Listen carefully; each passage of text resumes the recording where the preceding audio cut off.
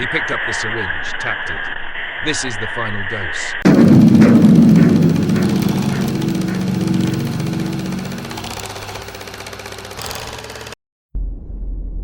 I'm writing this from a place I can't disclose. Not because I don't want to, but because I'm not entirely sure where I am anymore. I used to be a doctor, a psychiatrist, to be precise, at the Cresthaven Psychiatric Institute. My name doesn't matter now. They've stripped it from me. But what I discovered there, it's the key to curing madness. Not just one kind, but all of it. Schizophrenia, bipolar disorder, dissociative identity disorder, every fracture of the human mind. I did it. I found the cure. And I need to tell you how, because they're trying to silence me. Cresthaven was an old place, built in the 1800s, with walls that seemed to hum with the screams of the past. The patients were difficult. Some babbled about demons, others clawed at their own skin, and a few just stared, unblinking, as if they saw something I couldn't. I was hired to fix them, but the standard treatments, meds, therapy, group sessions, were useless. The madness wasn't just in their heads. It was like a virus spreading through their thoughts, twisting them into something inhuman. I knew I had to go further. I had to break the mind to rebuild it. My first experiment was with patient 47, a man who thought he was a clock, ticking endlessly, his fingers twitching to mark the seconds. I started with the needles, then surgical grade, inserted at precise points along the skull, pressure points I'd mapped out after studying ancient acupuncture texts and modern neurology. The idea was to stimulate the brain's dormant regions to reset the neural pathways. I'd slide the needles in, just deep enough to graze the bone, while 47 was strapped to a chair. His ticking would stop, replaced by screams, but I saw clarity in his eyes for a moment. Progress. The needles alone weren't enough, though. The madness was stubborn, like a stain that wouldn't wash out. So I added electroshock, not the crude kind they used in the 50s, but a refined version calibrated to send pulses through the frontal lobe. I'd attach electrodes to 47's temples after the needle insertions, then crank the voltage. His body would convulse, his teeth grinding so hard I thought they'd shatter. But afterward, he'd speak in full sentences, not tics. He'd ask for water, not time. It was working. The other doctors at Cresthaven didn't understand. They called my methods unethical and barbaric. They didn't see the bigger picture. Madness wasn't just a condition. It was a plague, and I was the only one brave enough to fight it. I started working in secret, using the basement ward, a place even the janitors avoided. The walls down there were stained with something that wasn't water, and the air smelled like rust and despair. Perfect for my work. Patient 19 was next, a woman who believed she was possessed by a choir of voices. She'd sing in tongues, her throat raw from hours of it. I refined my approach with her. After the needles and electroshock, I introduced sleep deprivation. Sleep is where the mind hides its weaknesses, where madness festers. I kept her awake for 72 hours, then 96, using bright lights and loud noises to jolt her whenever her eyes drooped. By day 5, she stopped singing. She looked at me, tears streaming down her face, and whispered, "They're gone." I'd silenced the choir. Another success. The experiments grew more intense. Patient 82, a violent schizophrenic, required multiple needle insertions, dozens, in a grid pattern across his scalp. The electroshock made him seize so violently that we had to reinforce the straps. I pushed him to 7 days without sleep, and by the end, he was docile, reciting poetry instead of threats. Patient 33, a catatonic, came alive after I combined the treatments with sensory overload, blinding lights, deafening sounds, and ice-cold water sprayed across her face. She screamed, then laughed, then spoke her name for the first time in years. I was close, so close, to perfecting the cure. I documented everything in a journal, hidden in the basement's crawlspace. The patients were transforming, their madness peeling away like old paint. But the other doctors were watching me. They'd heard the screams, seen the patient's hollow eyes. They started asking questions, poking around my lab. I had to move faster. My final subject was patient 1, the worst case in Cresthaven. He didn't speak, didn't move, just sat in his cell, his eyes like black holes. The staff called him the Void. I knew he was the key, the ultimate test. I used every technique. Needles in a spiral pattern across his skull, electroshock at maximum voltage, 10 days of sleep deprivation, sensory overload until the room smelled of ozone and sweat. His body shook, his veins bulged, but his eyes stayed empty. I pushed harder, increasing the voltage, adding more needles until the equipment sparked and the lights flickered. And then he spoke. A single word.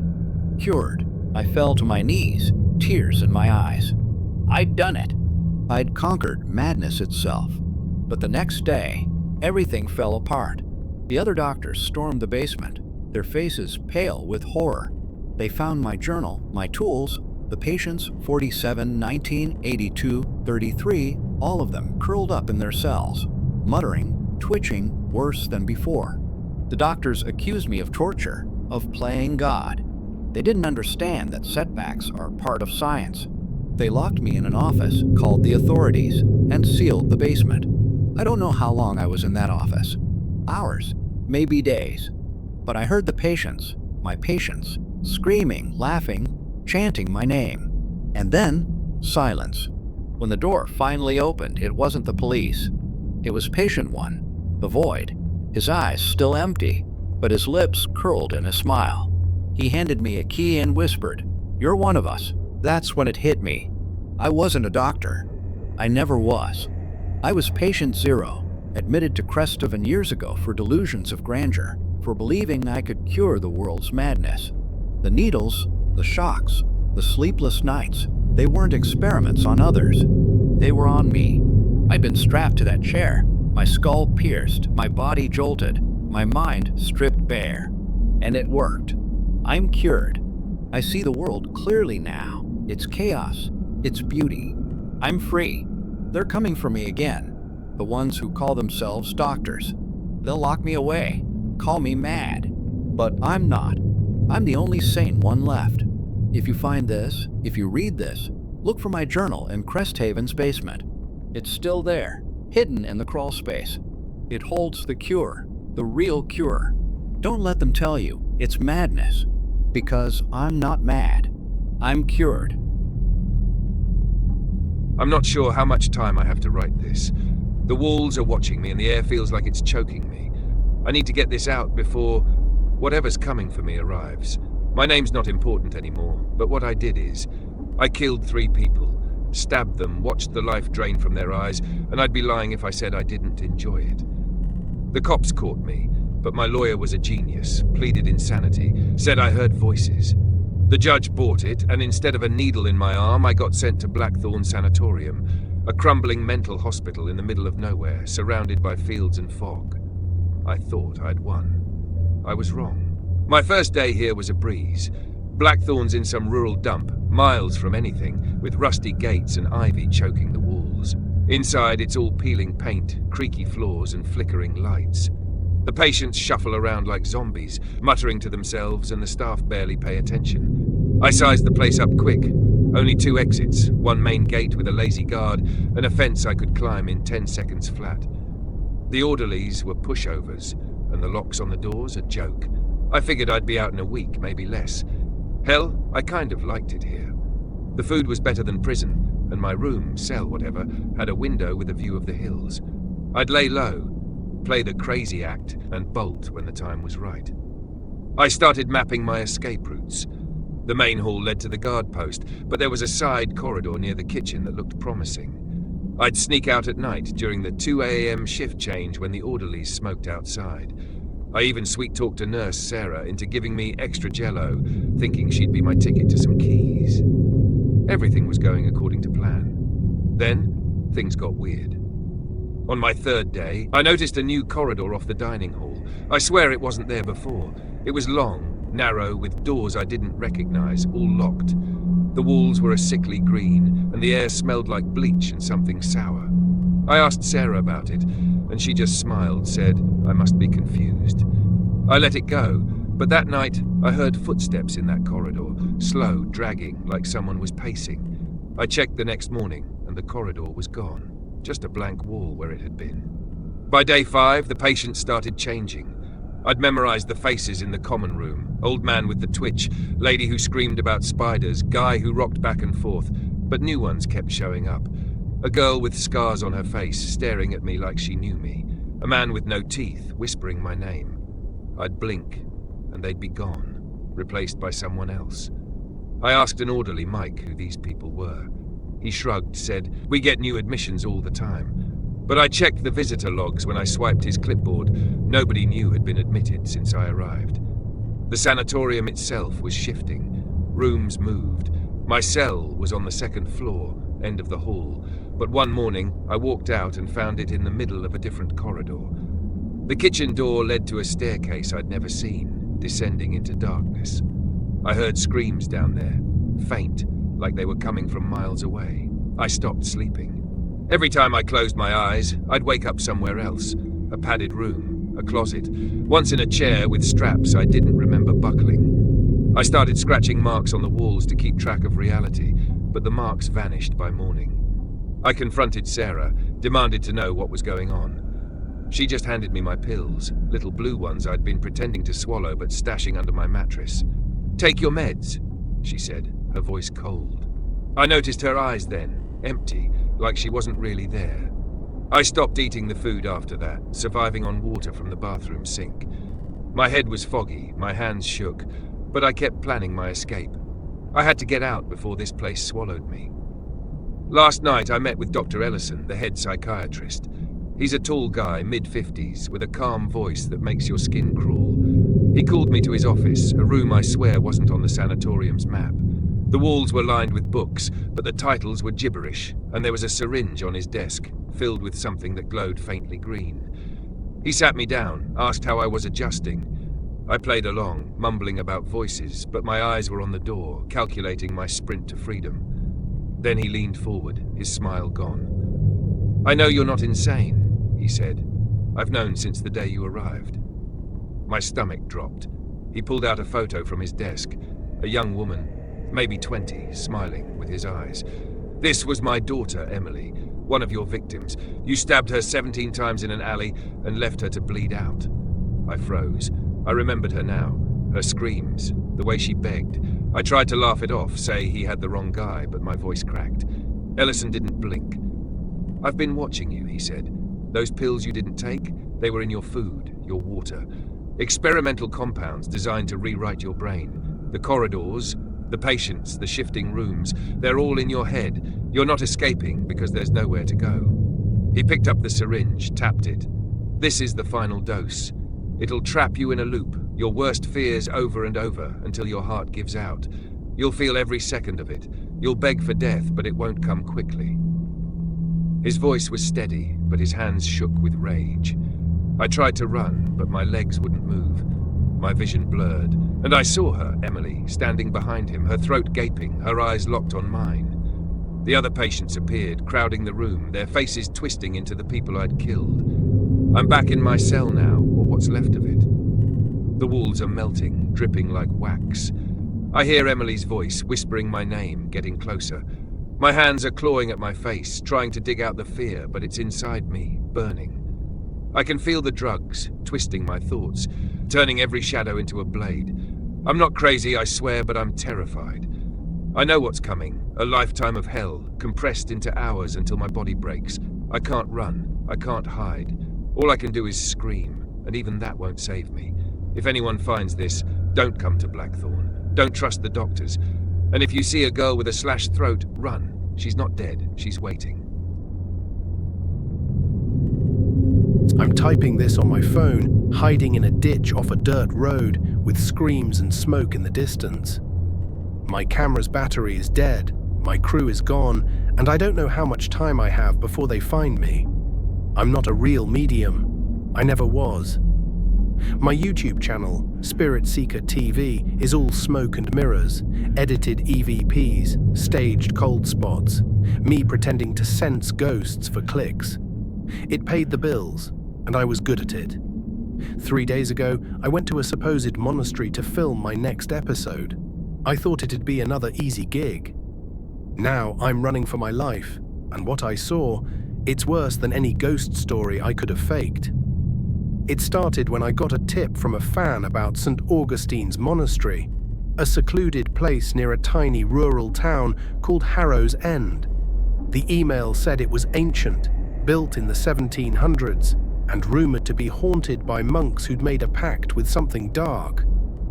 Perfect content. I packed my gear, cameras, mics, EMF meters, and brought my two-person crew, Jen, my editor, and Mike, my sound guy. We drove 6 hours to this nowhere town, just a cluster of houses and a gas station surrounded by fields. The monastery sat on a hill, a grey stone building with arched windows and a wooden gate. It looked like something out of a Gothic novel, and I was already scripting my intro. The monks greeted us warmly. There were about a dozen of them, all in brown robes, led by Brother Elias, a soft-spoken guy with a creepy smile. They were happy to let us film, said it'd bring attention to their sacred work. They had rules, though: no filming after midnight, stay out of locked rooms, and don't go to the basement. I nodded, playing the respectful guest, but I was already planning to break those rules for a dramatic finale. The first day was perfect. We shot B-roll of the courtyard, the chapel with its stained glass windows, and the long stone corridors. The monks fed us bread and soup, and I did my usual shtick, waving the EMF meter, gasping at spikes, whispering about presences. Jen rolled her eyes, but kept filming. Mike caught a weird hum on the audio, but I figured it was just the wind. The only odd thing was a smell, faint like rotting meat, coming from a grate in the courtyard. I asked Elias about it, and he said it was old plumbing in the basement. I didn't push, but it stuck with me. That night, we slept in guest rooms, basic but clean. I edited some footage, hyping up the monk spirits for the thumbnail.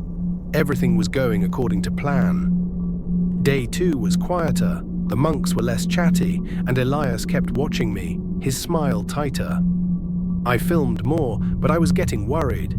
Nothing spooky was happening, no creaks, no shadows, nothing to sell the episode. My subscribers expect a climax, and I wasn't leaving without one. I tried provoking spirits in the chapel, shouting for them to show themselves, but all I got was silence. Jen suggested we fake a possession, but I wanted something realer, something that'd go viral. That's when I decided to check the basement. The monks were at evening prayers, so I figured I'd sneak down, film some creepy pipes, and call it a forbidden discovery.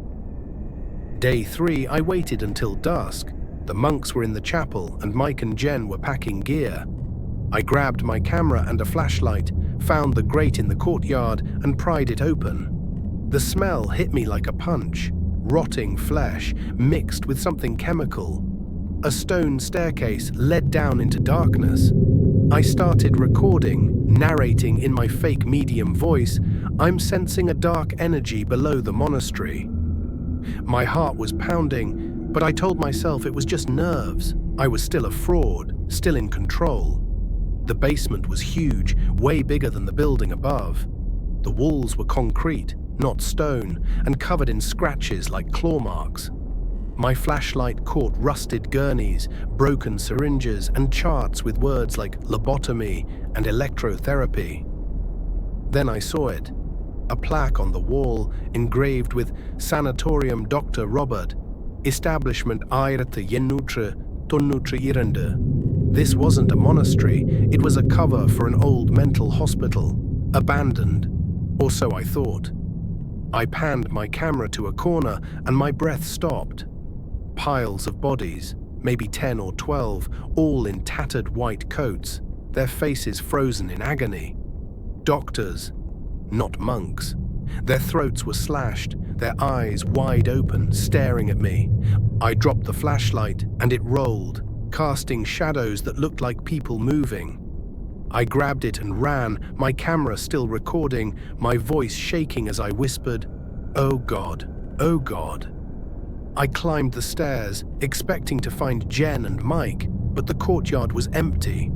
The monastery's front door was wide open, swinging in the wind. The monks were gone. No robes, no Elias, no sign of anyone. My van was still there, but the tires were slashed. I ran to our guest rooms, but our gear was smashed, and Jen and Mike were nowhere. Then I heard it. Screams, distant but growing louder, coming from Harrow's End. I stumbled to the hill's edge and looked down at the town. Smoke was rising, thick and black, from multiple houses. Fires flickered, and I saw shapes moving, dozens of them, running through the streets, carrying makeshift weapons. The screams were human, but the laughter wasn't. It was high, unhinged, like a pack of hyenas. I zoomed in with my camera's last bit of battery and saw them. People in tattered patient gowns, some with blood on their hands, others dragging bodies. The inmates from the sanatorium, the real residents of this place, had been set loose. I don't know how they got out or where the monks went. Maybe the monks were never real. Maybe I opened something when I went to the basement, broke some seal keeping those things contained. All I know is the town is burning, and I can hear them getting closer, their laughter echoing up the hill.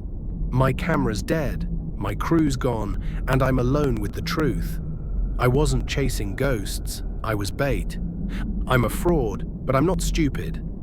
I'm running, but I don't know where to go.